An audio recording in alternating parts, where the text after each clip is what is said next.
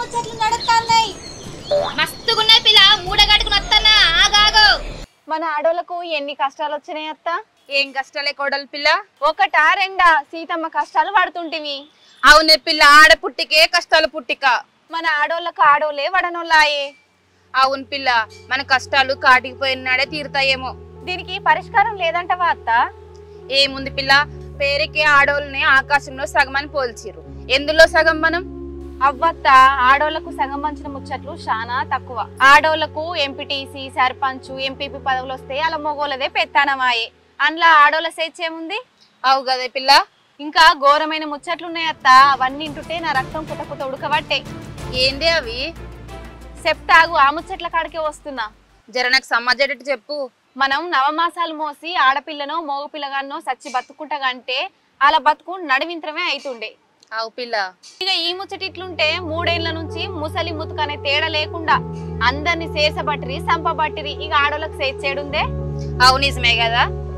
అవునే కొడలి పిల్ల, ఇలాంటి శకలు చేసేటోళ్ళని ముక్కలు ముక్కలు కోసి నరకం చూపించి సంపాలనిపిస్తుంది నాకైతే. నాకంతే అనిపిస్తుంది కానీ ఓ చట్టం అడ్డం అవుతుంది. ఏం చట్టమే అది? ఇది మొగోళ్ళ సమాజం కదే, ఆలరు బాబ్గిరే నడుతుందత్త. మొన్న కలకత్తా పట్టణం ఉందిగా, గాడ ఒక ట్రైనీ డాక్టర్ అమ్మను హత్య చేసి మానభంగం చేసి సంపిరి. ఇట్లాంటివి ఎన్నో జరుగుతున్నాయి. అవునే పిల్ల, ఒక్కదాన్నిటన్నా బయటికి పోదామంటే మస్తు భయం అవుతుంది నాకైతే.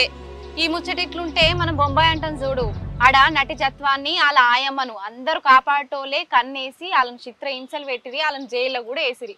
ఏందో ఏమో నాయం. అవునే పిల్ల, సీతమ్మ పడ్డ కష్టాలన్నా బిడ్డ పడ్డది. నాకైతే మస్తు బాధ అయింది. మనం ఏం చేస్తాం? అన్ని తప్పుడు కేసులు పెడతారు, హింస పెట్టి జైల్లో పెడతారు.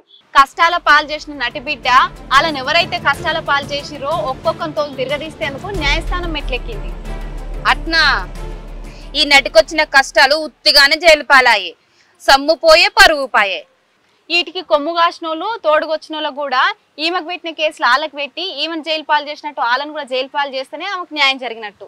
అవునే కూడా, ఈ ముచ్చట మన ఆడోళ్ళందరం కూడా పెట్టి లడాయి చేస్తే దెబ్బకి దయ ముదలాల. అవునే, ఇంకా మన తాన న్యాయం ఉంది. ఇది గనక లేకపోతే వెనకట రజాకారుల నుంచి సుక్కలే కనిపించేవి. నువ్వేమన్నా అనుకో అత్త, మన ఆడోళ్ళందరం గలవాలి. వెనకటికి చాకలి ఐలమ్మ పోరాడింది కదా, మనం అట్లా పోరాడి దొరలను గడగడలాడించాలి.